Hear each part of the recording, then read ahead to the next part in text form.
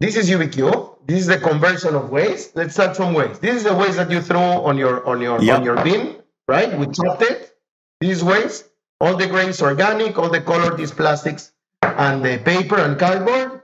We convert this into this with our process technology, UBQ. We will sell this material. Welcome to 20-Minute Leaders. Just sit back, relax, and learn from the leaders of today. It's a journey. Each one is different, unique, inspiring. Let's get started. This episode is powered by J Ventures, a community-driven VC fund in Silicon Valley, in partnership with Lomitech, and sponsored by Homeward Ventures, Hippo Insurance, Upwest, Hillel at Stanford, Leap, and Birthright Excel. Welcome to another episode of 20-Minute Leaders. I'm honored to be joined today by Tato Bigio, and we're going to be talking about impact, sustainability, and everything in between. Tato is co-founder and CEO of UBQ Materials, redefining household waste as a valuable material feedstock for the manufacturing industry. Prior to UBQ, he co-founded and managed Merhav Renewable Energies, where he developed and implemented large-scale wind, solar, and bioethanol projects around the world. Before selling MRE in 2008, Tato served as the president and CEO of Ampal-American Israel Corporation, an investment company traded on both the NASDAQ and the Tel Aviv stock exchanges. A native of Lima-Peru, Bigio grew up in the shores of the Pacific Ocean with a passion of diving and sailing, which he carries until today. Tato Bigio, welcome to 20-Minute Leaders. How are you? Very good, Michael. Thanks. You know, I have to start with a funny joke. Once every 200 episodes, I forget to start recording, and so we had a great time until now, and we're gonna do this again. But I'm really honored and excited to have you here with me. Whenever I talk to somebody who's working in the climate and environmental space, an impact leader, I get tingles because this is where the world is headed, and it's so easy to get blinded and go to the sexy and lucrative things we're seeing on TV all the time, but throughout your life, you've really made it a mission of yours to focus on climate and environmental change, but from a very entrepreneurial and innovative perspective, now with UBQ Materials, but previously with different companies. And I want you to take me back to your journey starting from Peru. And what I really want to get out of this is to understand, what does it take to become a thought leader in the climate and environmental space, and doing it before it becomes mainstream as it is today, because you've been doing it for quite some time. Right. Okay, thank you. In my case, I was lucky because I was raised very close to nature. Actually, our house was in front of the ocean. So I spent most of my life in the water, not in land, not stepping on land except for school. And in a way, you get connected to not only to the water, but to the surroundings, and the quiet and the peace and also the wisdom of the ocean, to tell you. So in a way, it gets into you. It's part of your DNA, and you carry it all your life. Then of course, it's all about a matter of character and the way to approach things. I was, I think, 12 years old, and the school director called me and he said, "Listen, you are intelligent. You are just doing enough to pass your exams, but you have a problem because you're a leader, and people are looking after you. So you have a responsibility, and it means that you have to stay, to try to step out of the pack and be a positive image to kids." How old are you at this point? I'm 10, 12 years old. Wow. Yeah, and he's telling me, "Listen, you have a pack of people watching you, and that's important. You should note it, but it's upon you." So you know what? Tato, I have a question. How do you explain the fact that a teacher comes up to you at 10 or 12 years old and tells you you are a leader inside? What happened that he saw from the side that you were a leader? Well, I think that he saw a guy that was typically very very active, athletic, and a good student. Not because I was studying; it was because I could make it, And I was very approachable, very friendly. I really like people. I never like elites. I was very open-minded. And he was a very special person. By the way, he's considered one of the big educators in Latin America. It happened that he became, okay. He was Minister of Education after a few years. So I was lucky, that I had a role model on top of me, looking Amazing. at those characteristics that for him were important, and taking me at that age was something unique. What does this do to a 12-year-old boy or kid that you're being told that you are a leader and you have a responsibility on your shoulders? Uh, in my case, it struck a nerve, I have to say. It did. I understood, I processed it. So I immediately started studying more, being a better student, would go to the young movement, and I immediately wanted to take leading roles. Then I became, of course, like a guide. And I started being central in the organization in the school, for example, in the union of kids. It took me that way. So then, when I was 17, in a way, I felt that I wanted just a little to open my wings, and I was lucky that my parents were the kind of people that said, whatever you feel is good for you is good for us. And choosing Israel as an alternative to create a future and come and study, you have a very good academic level in Israel. And it was part of that journey, right? Which started probably at 12 years old. Incredible. So you're coming to Israel to study at the Hebrew University. Walk me through some more milestones leading up to wanting to be an entrepreneur in the sustainability and impact space. Okay, the entrepreneurial part is definitely a little defined in that period, because imagine that you're coming from a country that is in the shores of the Pacific Ocean, speaking Spanish, different food, different language, different culture. The way that people approach each other is different. The music is different. And the language is a big barrier. I came here with very, very little Hebrew. That's the language here. So I had to fight my way, to become part of a society which I really didn't know, and to learn the language, and also to excel in my studies. In a way, you have to cross a lot of bridges with a lot of saliva and patience, an effort, and in a way, it prepares you for the big moments. Right. It's a journey that is not easy, but once you make it, you feel so rewarded that then you understand that challenges are actually good, and that if you, in a way, focus on your tasks, and don't lose your way, you are always yourself. You will probably succeed. So that was a recurring thing in my life. Paint me the picture of what the world looks like in terms of the space that you're in. We're talking about materials, we're talking about climate and the environment. What is happening? Because I think this context is crucial still today with a lot of misinformation. What is tangibly happening around the world? And then I'd love to understand how do you fit into this picture? Right. So if we move from there to establishing UBQ, I will tell you what is the rationale that took us to this journey. Okay, think about waste, think about the environment, and think about materials. Three circles. Okay, waste is quite a negative thing, right?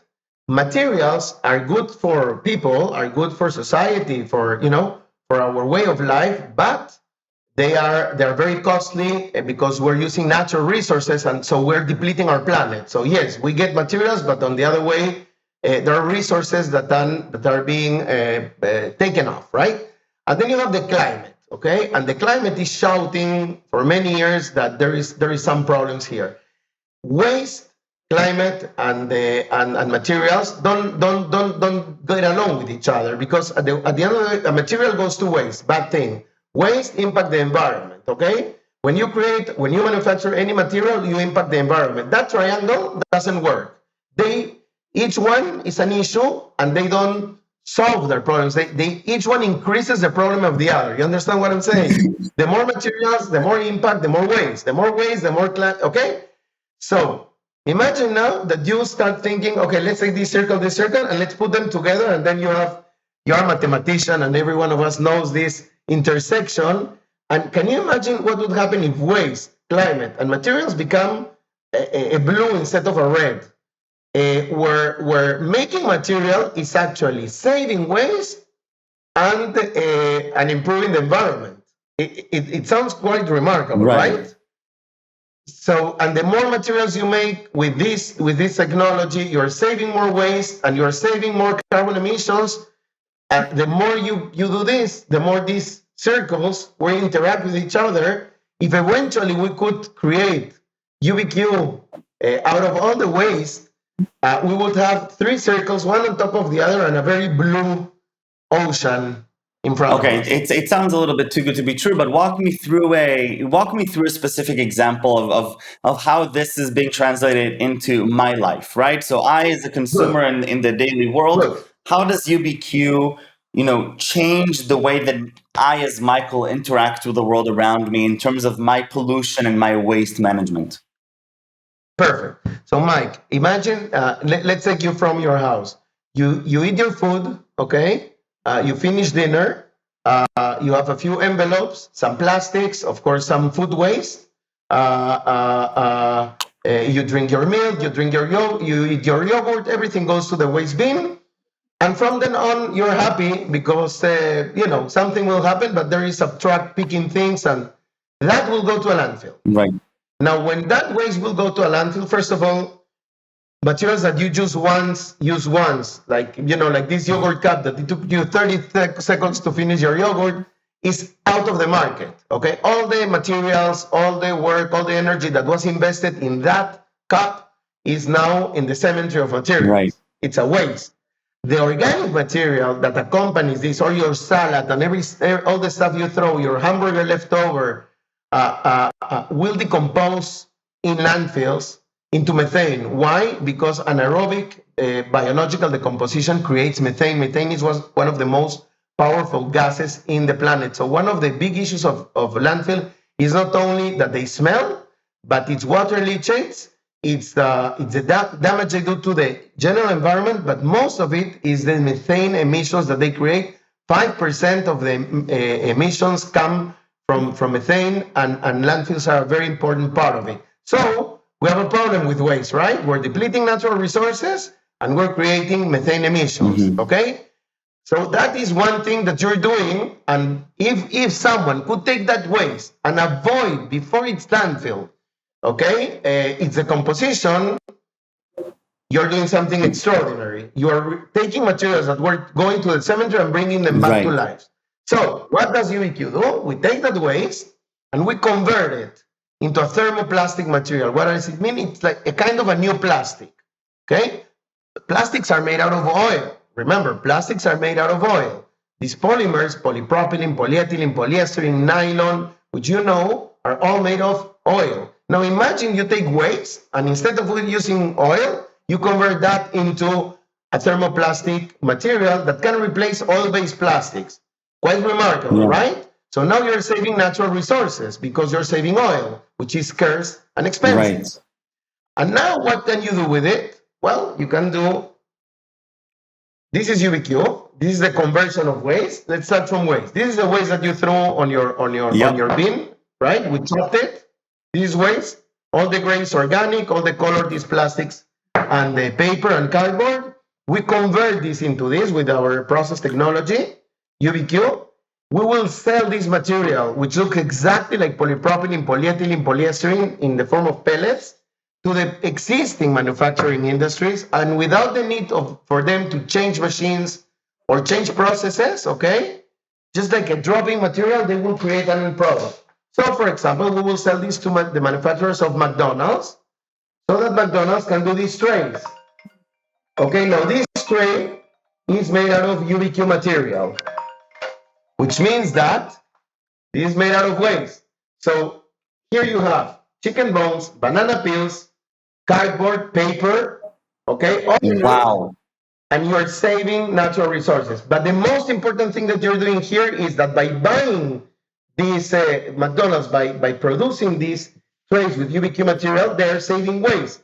So they're saving methane emissions. So they're saving a climate impact. So you have a circular system that is positive in every step of the way. So it's a win-win-win. Now, as a very, I'm not educated enough in the space. When I think of recycling and when I think of waste management on a personal level, and a lot of times I think, from behavioral economics perspective, how do we get to accumulate, grand change for society, not just with the 1% that are pushers. One of the things that I always thought about was, just this idea that you have to keep differentiating, okay, plastic to one bin, glass to another bin, food to another bin. And then, it's such a complicated process that my brain can't even understand. I just know there's one bin and I just put it there. What you're saying is that you actually are understanding this. You're able to take all of this composition of different materials and convert it to something that's usable so that I, as a consumer, really don't have to change much in the way that I live my life. That's absolutely correct. And if we're going to be still separating some of the plastic, the cardboard, and the paper, we will applaud you. We will ask you to keep doing that because that can be recycled again, the plastic into plastic. But the residual waste will typically end up in landfill. That's the majority. Because in the world, only 5% at the end of the day is recycled. By the way, in the United States, only 20%. So the majority will end up in landfill. That is what we use. We will never take whatever is recyclable. On the contrary, okay? So we, in a way, are complementing a recycling industry with an end solution, okay, that takes care of the materials that nobody wants that will end up damaging the environment. Which is what I'm understanding from you. It's between 80 and 95% of the things that are being thrown out in the world. Correct. That's absolutely correct. That's a pretty fantastic market. Now, you're creating UBQ Materials. You're running this organization. Walk me through some of your understanding of either consumer behavior or the challenges within this industry, as you've been there for quite some time now. Yeah.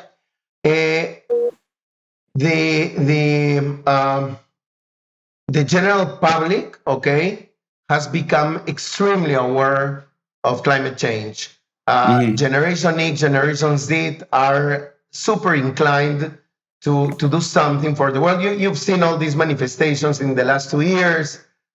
This little girl Helga promoting in the United Nations, but it's already a world consensus that we do have a problem. We're feeling it, okay? We're feeling it. And then that is when change comes, when the consumers impose to brands, to manufacturers, okay, to companies, that if they don't change the way they do things and don't become greener, sustainable, they will not source their materials, they will not buy those products, then they oblige these companies to make a shift, an immediate shift. And once governments on top of it start getting into the game by imposing taxes on carbon emissions, or by imposing that at least 30% of the content of a product has to be recycled or recycled materials, then you have a very strong, boom. It's like and we're living that. Actually, we're now living that. Consumers have already said their word. Brands are following. Governments are imposing. And from there on, manufacturers, compounders, and resin producers, all the value chain is changing the way they're doing things, because if they are not green, they just will not exist. So the new economy is really coming in and the old economy is going out. As you may see, even indexes in the stock exchange are pulling out old economy companies and bringing in the sustainable ones, which is fueling a new economy. And basically that's happening now. And this is good news to us, to all of us. And I love that the conversation starts from, you know, the sustainability and impact of the world, moving to consumer behavior, to the technology, but really a critical piece of it is the timing and how and why this is the right time to be leading a company like UBQ Materials, Correct. and I'm really inspired by, you know, by this type of work. So really, thank you for coming on and for sharing with me these 20 minutes and your insights. Tato, I'd love to spend the last few minutes. I have a few more questions about you, not about waste management, but about your own life. So take me back to your childhood, even maybe before you are being crowned a leader, which I can't imagine how big of an impact that has on a kid. What really fascinates you? What really drives your curiosity? I am a very curious person. I am always exploring things. I'm always reading. When I open the TV, I will see National Geographic, and I will see how do you do things. You know, all these things. From early age, I was very curious. And in the grand scale of things, I always thought that in order to make a change, you, just like I told you before, you need to do your part and be a little lucky. So that is what takes me to be probably what I am. And what inspires you today? My kids. That was easy. I love it. And what are three words that you would use to describe yourself? I am open-minded. I'm very optimistic, and then I'm very engaging. I contagiate people. I love it. In the positive way, of course. Tato, thank you very, very much. I look forward to visiting, you know, in the south of Israel. I've seen in the video phenomenal, phenomenal work, and it sounds really exciting. And thank you for all the amazing impact you're doing on the world. And stay safe and stay healthy. Thank you. Thank you, Michael. You're definitely invited to see our plant taking waste and converting it into a new climate positive material that hopefully will change the world. You're invited. Take care. Bye-bye.